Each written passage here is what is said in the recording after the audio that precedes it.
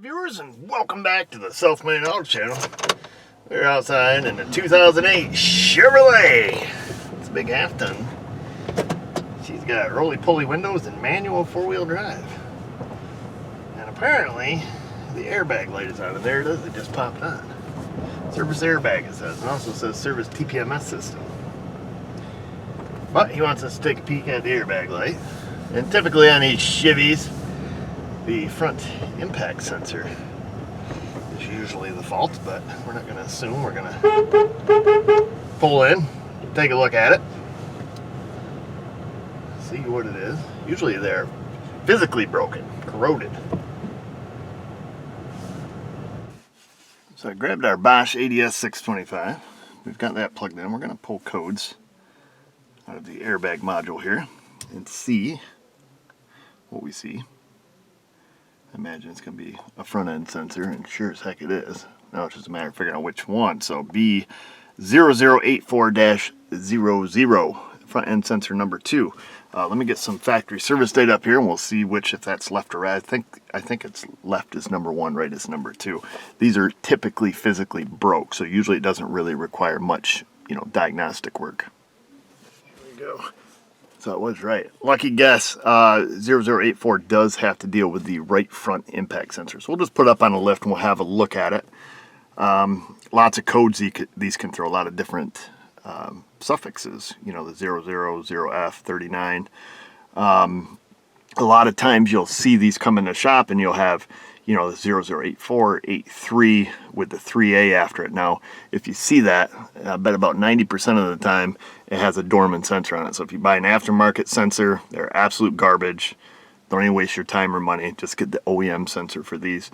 Otherwise, you're oftentimes will end up with that incorrect component installed. So we can scroll down here. Let's see. Conditions for setting this code. Impact sensor has been shorted to voltage, open or shorted to the ground. Impact sensor current is above 23 milliamps for longer than 5 milliseconds.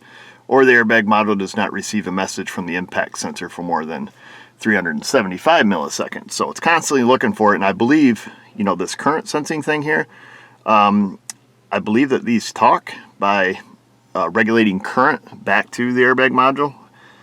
Let's see here. The impact sensor utilizes a unidirectional, so goes one way, 2-wire circuit. The impact sensor modulates current to the interface to send ID, state of health, and deployment commands to the inflatable restraint sensing and diagnostic module, so the airbag module. So this impact sensor sends varying amounts of current. So it's a very sensitive circuit because it works in a very low range, low milliamp range.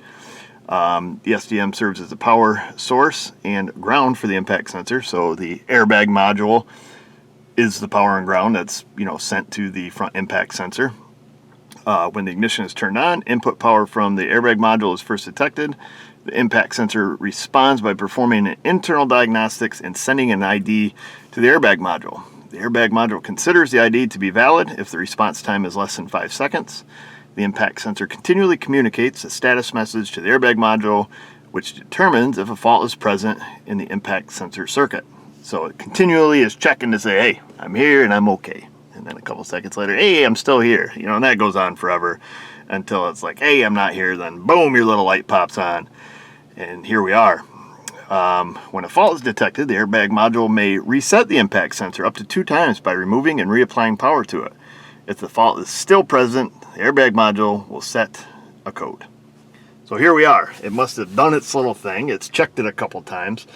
So like I say, we won't get too hung up in, going through and, checking all this stuff, whatever service data has us check. What we will do, though, is have a look with our peepers and see if it's busted, because usually they are.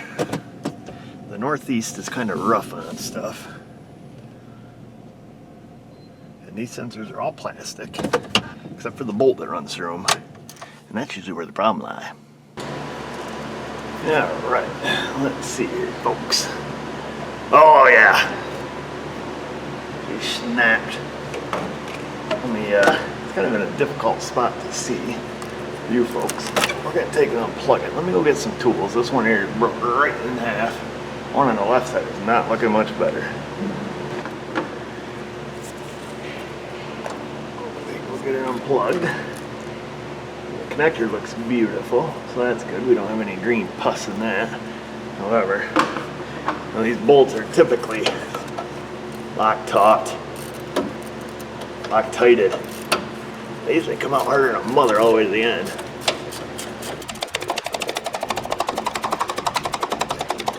Ah, man, it reminds me of my teenage years. Wow. Woo!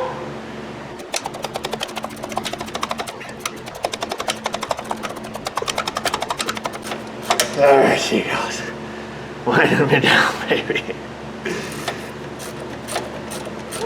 The bolt's about a mile long.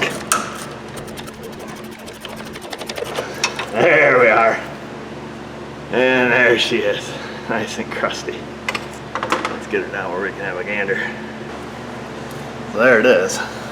We can see that it's starting to split. Now don't ruin this sticker, because oftentimes you need the number off from it, even when ordering OEM per VIN. So we're just gonna flip that up. And there is your problem, lady. Right there. And these little things are not cheap. I am, however, going to recommend that he does both of them, because the one on the driver's side looks to be just about the same condition. You can see it's starting to split apart there. So super duper common problem. Let me call the Chevrolet garage and get a couple for the morning, and then we can just put this thing right back together and ship her down the road. Boy, it is a cold and brisk February morn. Ta-da! So here's what they look like when they're new and uncrusted. Bolt moves around easy. There we go. There, of course, that one. And this fellow was smart about it. He decided to do both, which is a good idea, because this is the one off the driver's side. You guys can see that. She's cracked.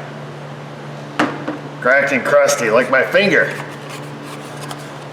So, look at these ends. GM gets a mint for these things. Over $200 a whack. Expensive. But, like I say, you're better off with these than the aftermarket ones. And I'm going to take, before I put them a pin, I just get a little spritz of the fluid film in there to keep it from getting so crusty. And then after that, it's just hope for the best.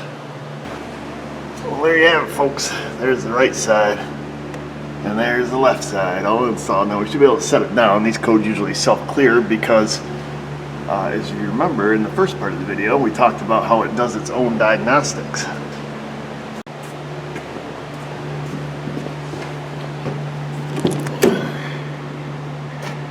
Let me reach in here, roll down the old roly-poly. Oh, guys, hang on, folks.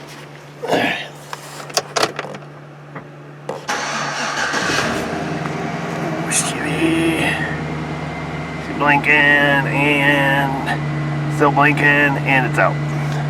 No more service airbag light. This is your service, classic service TPMS light. 110K on her. Seatbelt light.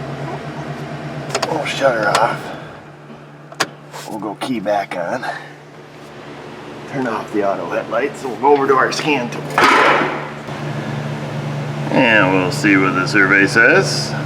History code. So there we are. It has changed from an active code to a history code, so we will take and just clear them out of there for grins and giggles. Everything should be cool. Bing bong. Looks like she cranks a little slow for being left inside all night. There we go, folks. That's it. Show's over. We're done. Well, there you have it, folks. Fixing the airbag sensors on your 2008 Chevrolet. I think this fits, gosh, I don't know if it's just new body style, 07 to 13, 14, somewheres in that area. Like I say, you get the codes, even if you're using just a generic code reader, just get the codes and go under and visually inspect them. It's usually quite obvious. Sometimes when they're, you know, semi-subtle, I guess, like this one, it does help to peel the sticker off. Like I say, don't lose the sticker if you can, because I know on some of these, this one I didn't have to, but on some of these models, I think on like the Tahoes and the Yukons, it seems to stick with me that you have to have the number off it, oddly enough. Even when looking it up by VIN or their, you know, certain RPO codes, you'll need to know too.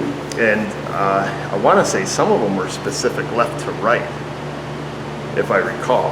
I could be wrong, but in this case it wasn't. It was the same part number. There's the part number I use there, genuine Chevrolet America / Singapore. So that's that. I'm gonna keep on moving. You guys move on down there to that comment box. Leave your questions, comments, criticisms, concerns you might have. While you're down there, subscribe and ring that bell. And just remember, viewers, if I can do it, you can do it. Thanks for watching.